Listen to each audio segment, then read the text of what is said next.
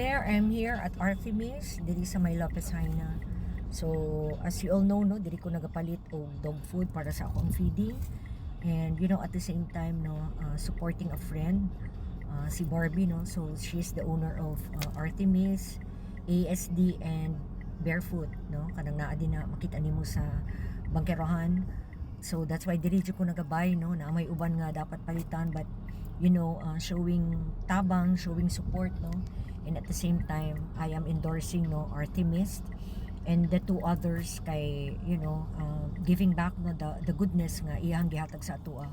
So na ako diri karon kay mo palit kog dog food para sa akong feeding kay nahutdan ako. So bye.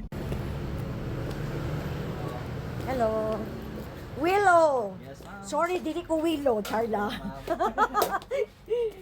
Ay, napakaganda naman. Morning, ma'am. Morning, dali lang ha. Unsa ganito ako wait.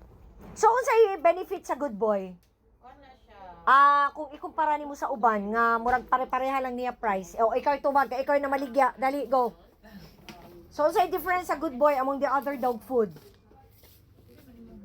Kita gyud ning Barbie. Di makasabot ka sa imuha kay di ano si Judith ang dapat mo to. Unsay difference kay dili siya katubag? Unsay difference sa Good Boy among the other dog food? Aside from barato? Tapos pure beef siya. Oh. So maganahan ang mga stray sa ana nga akong pakauno, no. Asa man diri ang Good Boy? Oo, wapo po ng real night. Unsay mas barato? Yung real night, tumot, organic, mas barato dito. Good Boy lang sa ako, i-try na ko og ganahan sila. Pangutanawon ako sila unya og ganahan ba sila sa. So asa man ang Good Boy? Walay good girl diri, Charlang. Where? Kani. O sige, dali lang ha. Mag-try lang sa ako ano, tulo lang sa kakilo. Tatlo. O pang feeding lang nako eh. I-try na ko og ganahan sila. Ano yung makeler? So, Nutri-Chunks, pasensya lang sa So, dili sa ako mag-Nutri-Chunks today. So, instead, Good Boy. Ato ang i-try ang Good Boy. Kasi packaging niya, ani. So, this is 80 pesos, no? 80 pesos. 80 pesos ang ihang kilo. So, mas barato siya. Ikumpara sa uban. So, mag-try lang sa ako ka ng 3 kilos. Tanaw na to, maganahan ba ang mga strays na atong ano. Na atong meal sticks ni mo, dear? Wala na. Wala mo ito kabalik. Alung anong daon sa to gi-face out na to nila? Nauna din siguro to, pero walang pa manawalik. Mo ba? Kanina lang sa man maglahi. Ikaw sa'yo kinakaunan sa mong kuan. Namatay na gani no, di ba? Si Freya na lang ang nabilin, di ba? Nabilin. Wala yung milk. Milk yung gusto. Kari unsa ni? Kana. Dili ni milk? Na, di sa iring man na. Adali ka kay Ay, ako, oo. Kani o milky.